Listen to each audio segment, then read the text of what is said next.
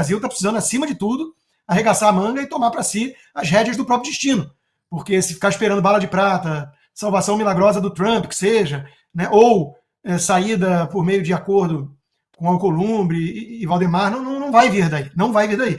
Isso não é postura intergaláctica, isso é tocar real. O secretário de Estado, Marco Rubio, cancelou 83% dos programas da USAID em uma reforma histórica. Eliminou 5.200 contratos que prejudicavam interesses nacionais dos Estados Unidos, uma decisão que ocorre após uma revisão de 6 semanas que identificou esses contratos que gastam bilhões de dólares de uma forma que não servem, segundo Rubio, aos interesses americanos.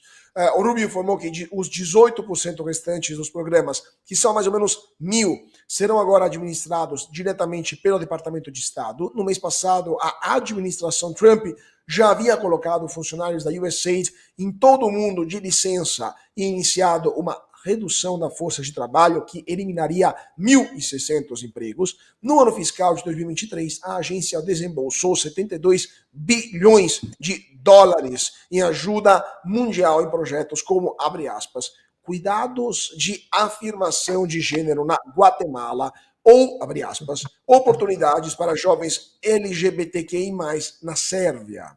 Apenas para o México, os contribuintes americanos enviaram mais de 3 bilhões de dólares desde 2008 para combater cartéis de drogas sem obter nenhum resultado.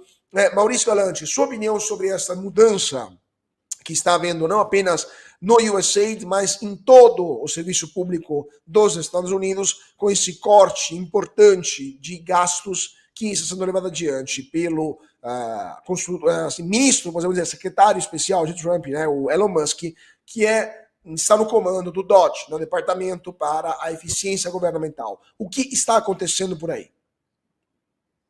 Bom, o que está acontecendo por aqui é um choque administrativo, um choque de gestão jamais visto nos Estados Unidos. Aliás, eu estou falando aqui de Washington, estou em Washington, D.C., aqui por 4 dias, atendendo uma conferência nacional das cidades, e hoje eu estive no Senado a parte da tarde toda, conversando com equipes de senadores, staff, e amanhã eu vou voltar ao Congresso, Senado, conversar com senadores e deputados pessoalmente. O que a gente faz aqui é trazer uma comitiva da cidade para defender as pautas que influenciam a nossa região e a nossa cidade. Mais precisamente, a Copa do Mundo de 2026, que o Trump acabou de lançar uma força-tarefa, vão ter 9 jogos da Copa do Mundo na minha cidade, no meu distrito, uma semifinal inclusive, e a gente está pedindo aí para que o fundo de proteção, né, um fundo de segurança especial para áreas urbanas, não seja cortado, porque esse é o fundo em que a polícia, a nossa organização local, para policiamento, para acesso de ameaça, ou a threat assessment, não perca o dinheiro, para a gente poder ter mais segurança durante esses eventos. Então, para ter uma ideia, aqui a ordem agora não se gasta nada mais, nada vai ser aprovado no budget, agora no orçamento, que não tenha retorno de investimento. Eu, particularmente, moro aqui há 20 anos nos Estados Unidos e estou no serviço público há 1 ano, mas eu nunca ouvi isso na política americana, falar de ROI, retorno de investimento, eficiência e eficácia. Essas palavras os burocratas odeiam, né? Então, o Musk realmente causou um choque de gestão completo na administração federal. Os senadores e deputados os staffs estão basicamente perdidos. A negociação dentro do Congresso está acirrada, mas é fato que eles vão reduzir em 25% o orçamento americano. E esses programas aí que você citou, que tem mínimo de importância para a missão do Departamento de Estado, que é ajudar países quando eles precisam, para eles se tornarem amigos dos Estados Unidos, num caso de um conflito ou de uma disputa geopolítica, não estava ajudando em nada. Era realmente dinheiro a gente chama aqui de slush fund, é um dinheiro que estava sendo jogado num fundo e para contratar parentes, amigos e apadrinhados dos democratas aqui. Então isso está mais do que claro para a população americana. O Constantino mora aqui na Flórida e vê o que está acontecendo, mas eu estou aqui há 3 dias em Washington e ontem, hoje, realmente eu senti a temperatura. Eu vim para cá junto com o Mike Benz aqui, um dia antes da posse do Trump, para resolver alguns assuntos do trabalho que eles têm feito. E esses contratos, esses 5 mil contratos, a gente deve ao Mike Benz por ele ter listado eles e trazido para o time do Doge aonde estava tendo desperdício. E eu vim aqui um dia antes da posse do Trump e estou voltando hoje. A cidade é completamente diferente. Os assuntos de bastidores, os corredores, e é impressionante o que está acontecendo. Esse é o caminho da América agora: eficiência governamental, transparência total, e todas as políticas agora são pelo Twitter, né? A gente fica sabendo pelo Twitter antes do que fica sabendo de um assessor ou um próprio senador ou um deputado. Eu ouvi isso de um assessor alto de um senador aí que me disse isso. Falou: olha, eu sei tanto quanto você sabe, porque você vai no Twitter agora e fica sabendo antes de mim. Pois é, Rodrigo Constantino, sua opinião sobre esta mudança, esse choque de gestão que o Musk está dando, está sendo muito criticado pela velha mídia, não só nos Estados Unidos, mas fora também, porque ele poderia ser imitado em outros contextos. Depois eu vou perguntar isso também para o deputado Salles, se algo parecido no Brasil seria possível. Mas sua opinião, então, sobre esse choque de gestão e o que vai obter o Musk após 1 ano, 2 anos, ou o mandato inteiro, se continuar assim? O choque é muito bem-vindo, né? Como descreveu o Maurício, algo sem precedentes, e basta ver a reação que a esquerda está promovendo de ódio não só ao Elon Musk, como ações concretas que a gente imagina que tenha o dedo ou o bolso dos Soros e companhia, mirando em Tesla, esse tipo de coisa. Né? Ou seja, a turma dos esquemas está em polvorosa. Eu tenho alguém muito próximo que teve uma reunião com o Dodge. Esteve lá, com a turma do Elon Musk. Quem está responsável por cortes e tudo mais é um jovem que vem do private equity, da área de distressed assets. Agora vamos apertar a tecla SAP para a turma do Brasil que não precisa saber de nada disso. Obsessão com custo, custo e custo. Alguém que vem da área de private equity, cuida de distressed assets, é alguém obcecado com custo. Essa pessoa jovem, cheia de ideias e ambições e tudo, e espírito público, porque é uma pessoa rica, essa pessoa está lá liderando o Doge para apresentar soluções de corte de gastos. A reunião que ele teve com a pessoa que é próxima de mim foi exatamente sobre isso, para mostrar como fazer para reduzir ainda mais os desperdícios e saber exatamente com transparência total para onde está indo o recurso em cada área.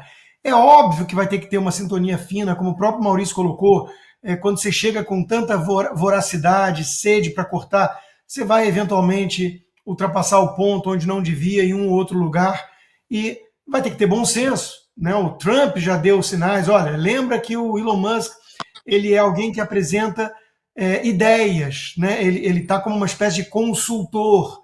Então, tudo isso vai ter que ser calibrado, não tem a menor dúvida. Mas caminha na direção certa, é sem precedente, e basta ver, repito, a reação ensandecida de quem está realmente preocupado em perder boquinhas. É disso que se trata. Quando você começa a ver gente depredando loja do Tesla, quando você vê até mesmo hoje a instabilidade que tivemos no X, no mundo todo, e o Elon Musk numa entrevista dizendo que o IP que atacou o hacker parece que veio da Ucrânia, é porque a gente sabe que ele comprou muitas brigas e abriu muitas frentes de batalha simultaneamente. Né? Então, hoje em dia, o Elon Musk é uma pessoa que tem que tomar muito cuidado. Né? Ele está declarando guerra, digamos assim, a inúmeras patotas que vivem da coisa pública. Esse escândalo da USAID, ele mostra isso. Ali virou a vaca leiteira da esquerda mundial. Hoje tem uma reportagem na Gazeta do Povo mostrando que o governo Biden gastou, atenção para a cifra, $1 trilhão com pautas identitárias ao longo desses 4 anos. É uma loucura, você imagina o que tem disso. As coisas são assim, $8 milhões para pesquisa com ratos para pautas trans, ratinhos trans. $8 milhões. Então, a coisa saiu totalmente de controle. São cifras monstruosas, que num país com 34 trilhões de dólares de dívida, a coisa se perde. Mas o Elon Musk e esses jovens da área de Big Tech ou de mercado financeiro, eles não estão para brincadeira. Acabou a palhaçada, esse é o bordão. Eles estão tentando endireitar a coisa pública, dar um choque de eficiência, transparência, gestão. E estão encontrando no caminho, claro, o obstáculo de quem vive disso e está disposto a matar ou morrer, mais matar do que morrer, para não perder uma grande boquinha. Pois é, deputado Salles, agora, tirando essas pesquisas, né, absurdas sobre ratinhos trans que o Consta estava citando, mas, na sua opinião, por que o Dodge do Musk é tão detestado aqui no Brasil, especialmente criticado pela Globo, né, que tenta passar uma imagem de Elon Musk como um filhinho de papai, playboy, maluco, um cara que não consegue, sendo que ele que produziu e conseguiu comercializar veículos espaciais que dão marcha ré, né, foguetes que dão marcha ré. Por que a Globo, que em tese é uma empresa privada, tem tanto ódio em relação a Elon Musk e o Trump também, a tudo aquilo que eles fazem nos Estados Unidos? Veja só, é importante para você poder avançar com essa agenda que o Elon Musk ficou encarregado, da eficiência administrativa, da remoção de recursos que sustentam pautas identitárias e tantas outras pautas caras à esquerda, como assuntos ligados à agenda de mudanças climáticas, a pauta cultural, a pauta educacional, enfim, todas o que a gente no Brasil chama de pauta dos direitos difusos, né? Para você poder travar isso e recolocar a coisa no seu devido lugar, você precisa ter uma certa homogeneidade governamental. O que isso quer dizer na prática?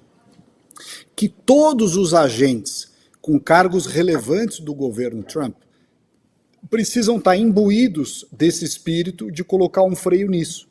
É como se uma espécie de chefe da Casa Civil do governo Trump, que seria aqui no Brasil seria um ministro da Casa Civil, por exemplo, ele tem que ser o maestro que auxilia o presidente da República, tendo certeza e fazendo valer essa decisão global no governo americano de que todos têm que remar na mesma direção para extinguir, para reverter, para estancar pautas como essa.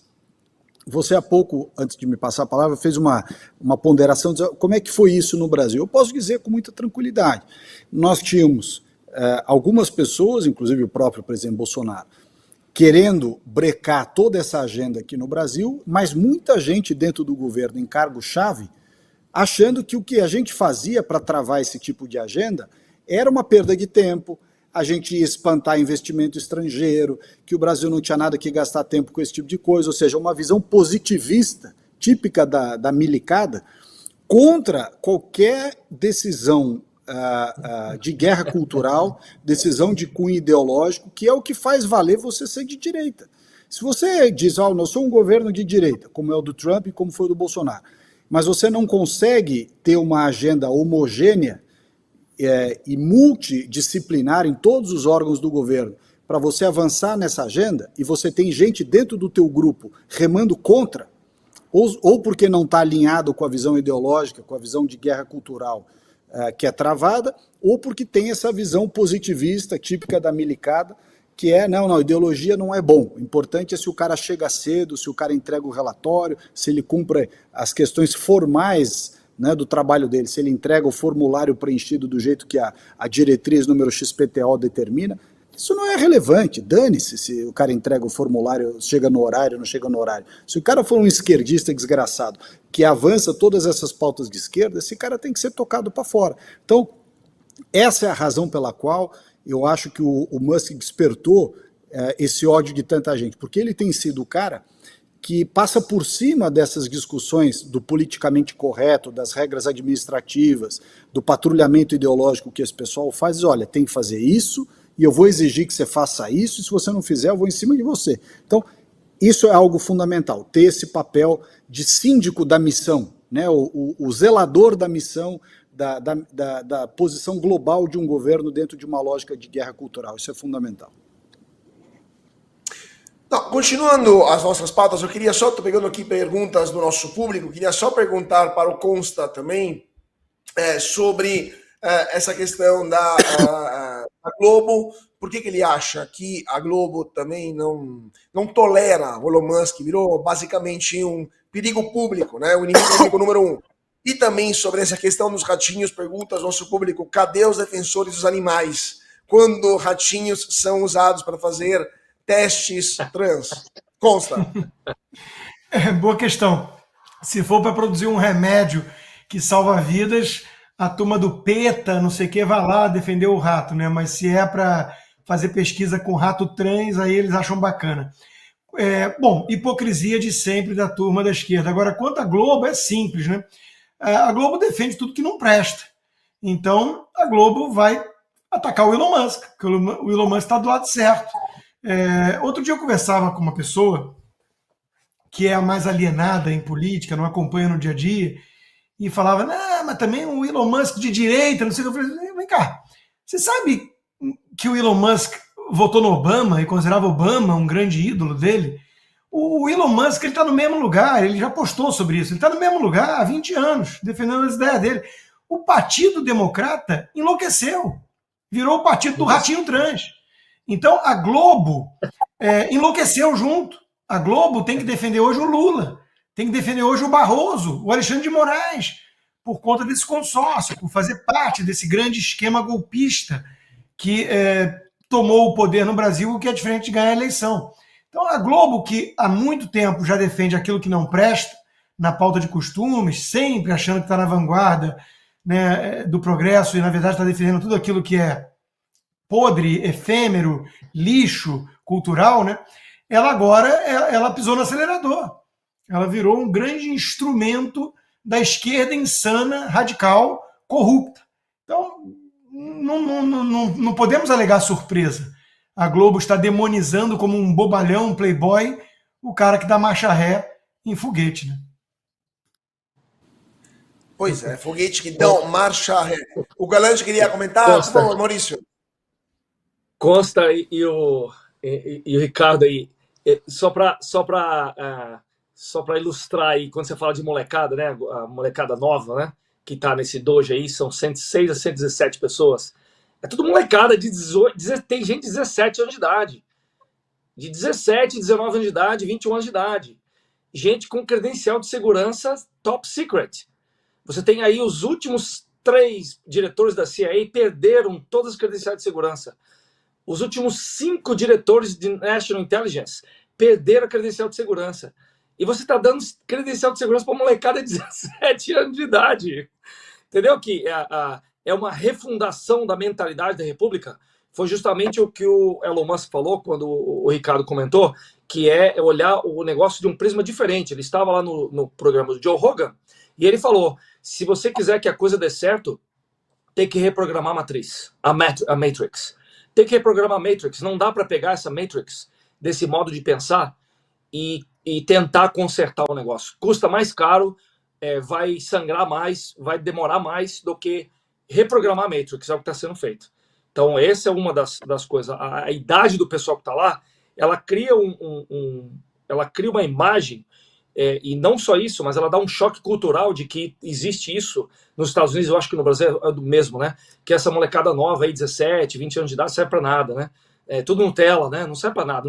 Nunca jogaram futebol de botão, né, Ricardo? Nunca pelado na rua, né? Futebol com bola de capotão, né, na rua. Esses caras não servem para nada. São exatamente esses caras que estão salvando a República, a maior república da história do mundo. São esses caras que vão salvar a República de não falir, porque hoje ela arrecada 6 trilhões de dólares e gasta 8 trilhões de dólares. Já estamos com 36 trilhões de dólares de dívida, e se continuar, é o abismo fiscal. É essa geração que está salvando os Estados Unidos. Não é incrível isso? Você sabe que, Paulo, só um comentário aqui, que é até bom o Rodrigo depois dar um palpite aí. Eu gosto de fazer essa comparação com o que a gente sofreu aí no governo do presidente Bolsonaro, porque nós tínhamos exatamente essa mesma percepção de que a molecada, assim, molecada, entenda-se qualquer pessoa abaixo de 50, né, no qual grupo no qual eu me incluo até junho desse ano. Mas nós éramos os caras que queriam tocar o barco para frente, dar uma chacoalhada na bananeira, né? Enfrentar o sistema, botar a turma para rodar. E nós enfrentávamos intragoverno uma resistência enorme dos burocratas de carreira, da turma da elite de Brasília, que ficam todos cobrindo um o rabo do outro, sustentando os privilégios, as prerrogativas e impedindo mudanças mais firmes, né? Meio que todo mundo diz, não, deixa tudo como está, e todo mundo que é daquela nata de funcionalismo de Brasília tem realmente a mesma mentalidade, não deixa vir ninguém de fora chacoalhar aqui, não deixa vir atrapalhar, e principalmente, aí no nosso caso especificamente, nós tínhamos os militares que eram chamados para atuar em várias posições do governo, esses aí não queriam mudar nada.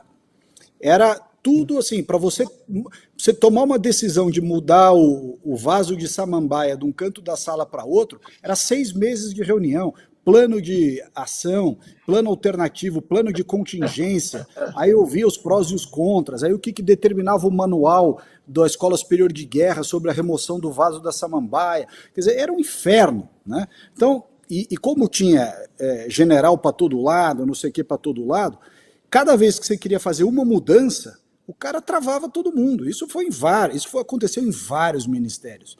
Isso aconteceu em vários assuntos, em várias matérias. Então, quando você, e aí para fazer um elogio nesse aspecto ao papel do Musk ter colocado essa molecada jovem, se por um lado, evidentemente, os jovens têm que ter um pouco mais de cuidado, às vezes pela falta de experiência ou de conhecimento do que é uma máquina pública, mas é preciso, para você fazer uma revolução dentro de uma máquina governamental que tende à inércia, você tem que colocar uma turma disposta a chacoalhar a bananeira. Não vai ser com os velhos burocratas de sempre, e no Brasil em especial falando com a milicada positivista de sempre, que você vai mudar alguma coisa, não vai mudar porra nenhuma, vai continuar tudo o status quo. Então você tem que ter efetivamente esse tipo de perfil de enfrentamento de sistema se você quer mudar o sistema. Se você quiser mudar o sistema, você não pode se aliar a ele, você não pode se conformar com ele. Você tem que estar preparado para enfrentá-lo como a turma do Musk está fazendo lá. O melhor exemplo disso era a reforma administrativa, que era encampada, acima de tudo, pelo meu amigo Paulo Ebel, jovem, inteligente, preparado. E o Ebel desistiu, né? Quando ele viu que não ia adiante, ele desistiu, né? Tinha também a desburocratização toda e a desestatização do nosso amigo Salim Matar, né? Que estava responsável ali pelas privatizações, também esbarrou em muitos grupos de interesse. O Brasil é mais difícil, o buraco é mais embaixo, o sistema se organiza melhor, né? Mas eu entendo isso que o Salles está falando, e sim, houve essa percepção de que os militares podiam estar alinhados, e hoje se mostraram isso aí, né? A vergonha do Brasil, a cúpula, pelo menos. A alta cúpula se mostrou traidora da pátria, disposta a prestar continência para Maduro e Lula, e positivista, tecnocrata, burocrática ao extremo. Porque não nada de surpreendente sob o sol, né, constar. Só terminando esse assunto, depois a gente passa para mais uma pauta internacional. Na sua opinião, Costa, então será a geração dos anos 70 e 80, nascida nos anos 70 e 80, que vai salvar o Brasil? Eu não sei se o Brasil tem salvação, eu espero que sim, né? O Brasil só vai ter salvação se todo mundo se juntar, se todo mundo de bem se juntar, desde os mais jovens até os mais velhos, né? Tem os velhos que precisam criar vergonha na cara, né? Esse que é o problema. É mais difícil, às vezes, pela inércia. O sujeito está acostumado a ver, né, o Brasil sempre como o país do futuro e já falando, isso aí não vai ter jeito, não. Os donos do poder sempre mandaram e vamos continuar mandando aqui. Às vezes é preciso chegar a um frescor juvenil, né, mais idealista, para achar que é possível mudar e acreditar, né? Eu acho que a juventude tem muitas qualidades e muitos defeitos, muitos riscos. Então é preciso um casamento, né, com a tutoria, digamos assim, de quem já tem alguns cabelos brancos, né? Mas, de novo, o Brasil está precisando, acima de tudo, arregaçar a manga e tomar para si as rédeas do próprio destino. Porque se ficar esperando bala de prata, salvação milagrosa do Trump, que seja, né, ou saída por meio de acordo com Alcolumbre e Valdemar, não vai vir daí. Não vai vir daí. Isso não é postura intergaláctica, isso é tocar real, né? É preciso todo mundo de bem entender que ou a gente se junta e confronta esse sistema podre e carcomido, ou vamos ficar em busca de migalhas. Só isso. E antes de passar para mais... Opa, pode falar, Maurício. Consta, complementar o Consta, daqui não vai vir ajuda nenhuma. Os Estados Unidos não vai salvar o Brasil. O Brasil tem que tomar suas próprias rédeas. Você lembra aquela frase, no one is coming? Ninguém está vindo. Os Estados Unidos não vai tirar o Brasil de onde o Brasil se colocou. Os Estados Unidos vai torcer pelo Brasil, para o Brasil sair do buraco que ele se colocou. Aí vai ter o apoio. Mas ninguém vai salvar ninguém. Daqui não vai sair nada. Mark Carney foi eleito primeiro-ministro do Canadá e promete manter as tarifas contra os Estados Unidos. Mark Carney foi presidente do Banco da Inglaterra, ganhou com 85,8% dos votos as eleições internas ao Partido Liberal e agora vai substituir Justin Trudeau como primeiro-ministro. Ele superou Chrystia Freeland, que teve 8%, Karina Gold 3,2% e Frank Bellis 3%. Isso na disputa interna do partido.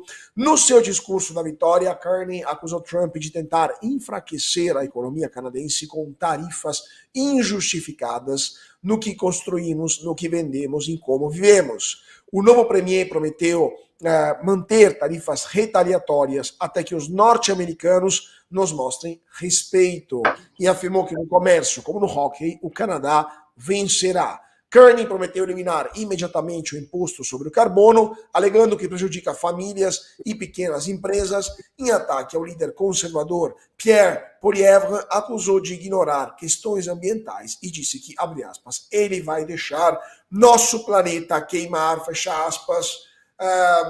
Maurício, queria continuar contigo, porque em alemão uma fala dessa se diria vaste Programme, né? Um grande programa, no final das contas, esses caras têm eleições próximas e poderão tirar o Partido Liberal de esquerda do poder no Canadá e o ex-presidente do Banco da Inglaterra se encontra numa situação bastante complicada. O que está acontecendo na fronteira norte dos Estados Unidos?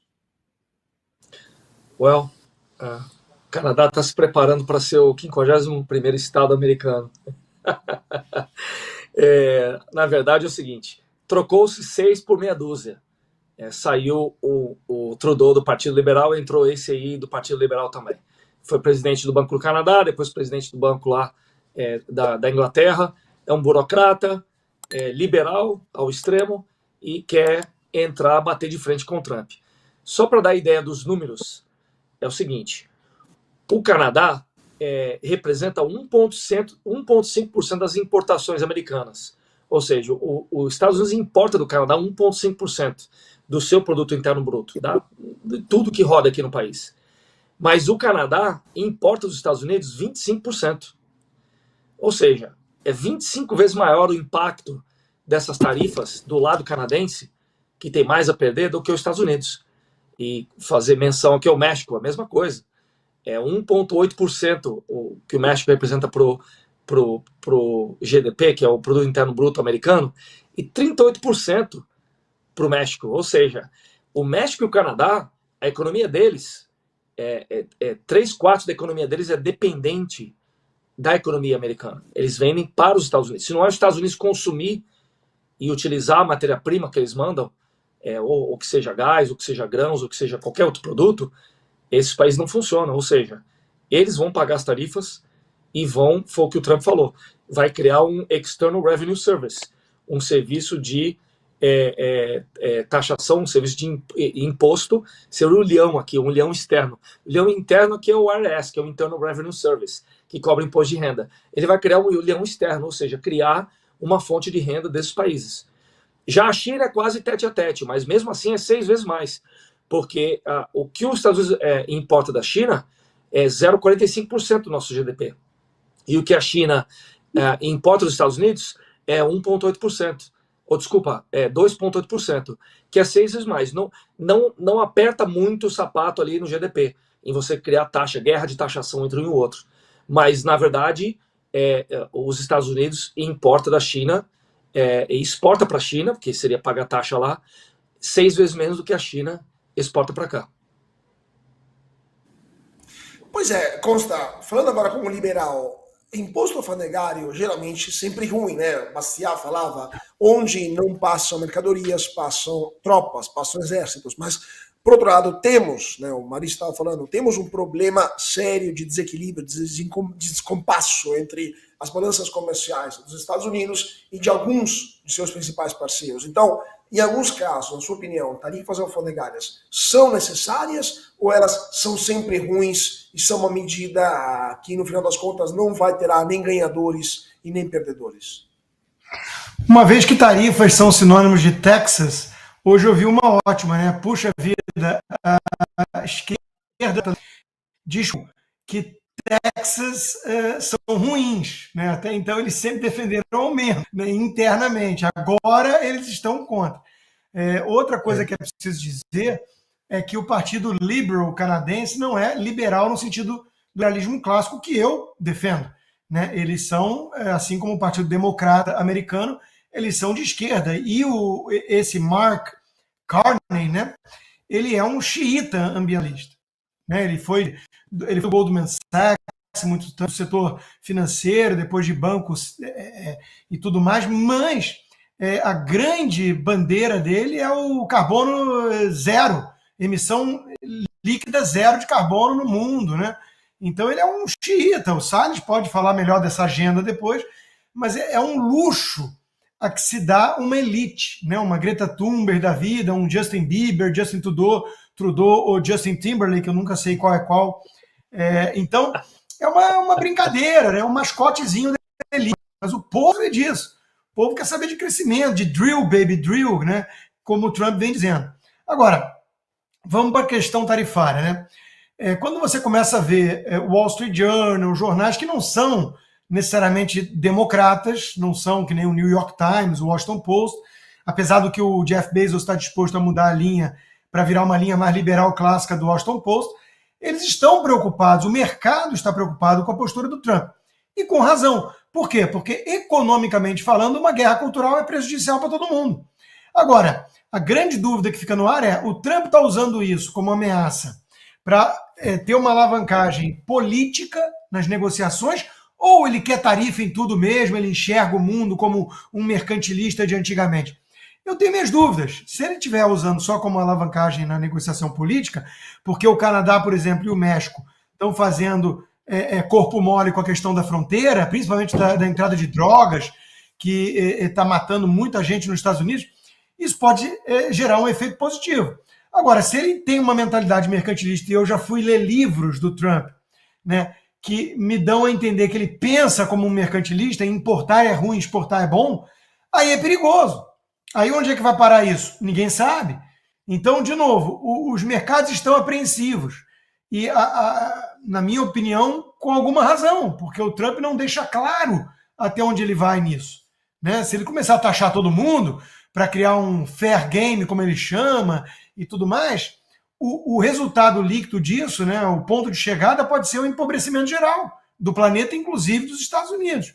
Então, nós não sabemos exatamente o que vai acontecer. Agora, que ele conseguiu fazer o arrogante comunista da Colômbia rapidinho mudar de tom, o Zelensky mandar cartinha de pedido de desculpas, o Justin Trudeau falou grosso, mas depois ligou e botou um pouco o galho dentro. Ele está conseguindo algumas coisas, né? A turma do BRICS fala: não, foi o Lula que pensou em atacar o dólar, não foi a Rússia, não. Foi o Lula, foi aquele cara lá. Né? Então, de novo, a gente não sabe até onde vai essa estratégia e como vai ser o resultado dela. Porque é o chicken game. Né? Em algum momento, alguém vai ter que piscar. Alguém vai ter que tirar o carro da reta. Né? Então, vamos esperar para ver. Tomara que o Trump saiba o que está fazendo e que não seja um jogo mercantilista que empobreça todo mundo. Né? Que seja uma ferramenta, um instrumento de porrete geopolítico para conseguir vantagens para os Estados Unidos, que realmente é muito prejudicado em vários acordos comerciais, porque a turma adora, né, subsidiar os seus e criar barreira protecionista para os Estados Unidos. Essa é a verdade. Um tribunal na Romênia invalidou a candidatura de um político que liderou que lideram as pesquisas de opinião com 40%, e protestos estão começando a eclodir em todo o país. Um dos líderes da direita da Romênia teve sua candidatura invalidada, ele foi preso, inclusive, por causa de uma decisão da Corte Suprema da Romênia, Corte Constitucional da Romênia, que denunciou, abre aspas, uma tentativa de golpe de Estado, fecha aspas.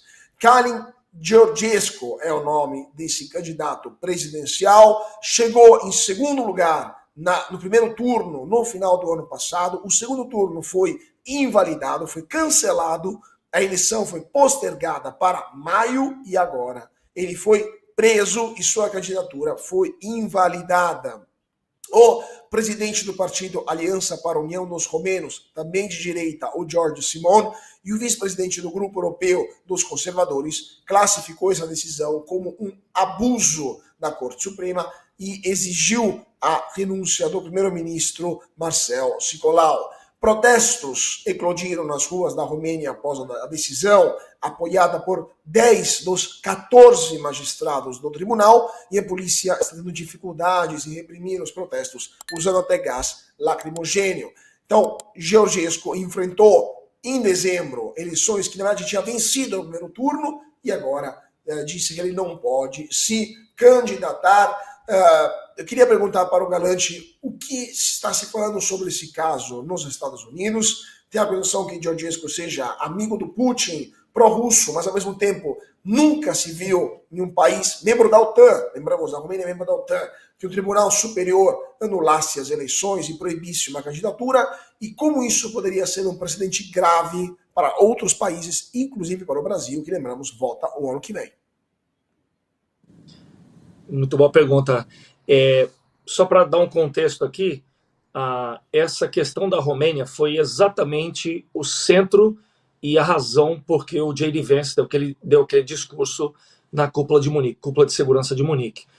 Vou até ler aqui que o nome é difícil. A base chama Mihail Koniosanu, que é uma base militar. A OTAN anunciou em março do ano passado, em 2024, que a OTAN iria ter a maior base militar da Europa na Romênia, que é ali perto do Mar Negro, né, no teatro de operações, onde a guerra da Ucrânia com a Rússia ali. E o partido de oposição, que é o Partido Conservador, o Georgescu, é contra essa base. Então, simples, ele se candidatou à eleição, ganhou a eleição, porque o pessoal da Romênia não quer que a Romênia seja uma ponta de lança para ataque na Rússia, porque já sabe, saiu o ataque da Romênia para a Rússia, vai tomar mísseis de volta da Romênia. Então a população não quer. Votou, ele ganhou a eleição, e o TSE da Rússia, né, lá o tribunal da Rússia lá, da Romênia, anulou a eleição, dizendo que havia um informe, e é sempre assim, né? É um informe, é um dossiê. No mesmo caso foi a eleição do Trump em 2016. O dossiê Steele, que foi contratado por empresas financiadas por ONGs ligadas à esquerda mundial, pegaram um dossiê dizendo que a Rússia tinha interferido na eleição, e havia informações que a Rússia tinha financiado através de social medias a eleição do Georgescu. E foi anulada a eleição, e a próxima eleição vai ser agora em maio desse ano. E aí ele foi indiciado, estão em investigação, mesmíssima história do que no Brasil. Você tem um caso aí extremamente parecido com o que o presidente Bolsonaro está passando agora. Você tem uma pessoa aí que não está julgada, está indiciada com provas artificiais, ela não está julgada nem condenada, e ela está impedida, o Georgescu está impedido de concorrer à eleição no segundo turno, justamente para eles colocarem qualquer marionete da Europa ali que aceite uma base da OTAN dentro da Romênia. Esse é um fato. Então hoje você tem aí a população toda na rua, ontem e hoje, quebra-quebra tremendo, uma revolta enorme, tentaram invadir, não sei se conseguiram invadir, porque daí você tem a questão das notícias, a grande mídia não diz. Aí você tem o pessoal que está na rua aqui, coloca no X, né, ou no Twitter, coloca o que está acontecendo. Entenderam por que o X hoje ficou instável, e ele recebeu um ataque, e ficou o dia todo. Eu não consegui postar de ninguém, pelo menos aqui comigo, não consegui. Tentei postar hoje e não consegui. Então você não tem acesso às informações, não tem acesso às informações que está acontecendo na Síria também, estão lá matando, a matança de cristãos, e essa situação na Romênia hoje. Então a situação explosiva está saindo do controle. Se já não saiu, estamos aqui conversando, mas a gente não sabe. Eles estão lá 6 horas na frente da gente aqui, 5 horas eu acho que é do fuso, já é a noite lá, e vamos ver o que vai acontecer na Romênia. A população se cansou, ela entende qual é o jogo da coisa, e não vai aceitar o candidato que está com 45% de intenção de votos, quase igual o presidente Bolsonaro aí, né? Está com 50 e tantos % de voto, de intenção de voto. Não vão aceitar ele não concorrer à eleição em maio. Entendem que a eleição foi roubada e eles querem uma eleição justa. E a ONU vai ter que escolher o lado, né? Ou vai ficar do lado da democracia e vai perder os Estados Unidos, e existe ameaça real e concreta. Eu vou até pedir o Constantino aí, o Constantino, que é um literato e entende geopolítica, lê a The Trump Doctrine, escrita pelo Michael Anton, que hoje ele é diretor de Policy Planning do Departamento de Estado. Então, ele escreveu isso em abril de 2019. Se você publicasse hoje num jornal, qualquer jornal, estaria absolutamente atemporal. E serviria para o que está acontecendo hoje. Então, essa é a pessoa que está encarregado da Policy Planning do Departamento de Estado. É muito interessante a leitura. É Trump Doctrine, está na Foreign Policy Magazine, tá bom? Então é isso que está acontecendo na Romênia. Roubo de mão grande, o povo não aceitou, e está na rua e a gente não consegue saber o que está acontecendo, porque as social media estão todas bloqueadas.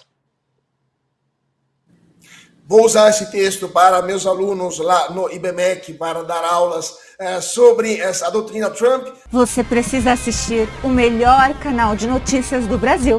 O programa que fala de tudo, que deixa você informado sobre tudo o que acontece no Brasil e no mundo. Ao vivo, todos os dias, no YouTube. Clique aqui e se inscreva.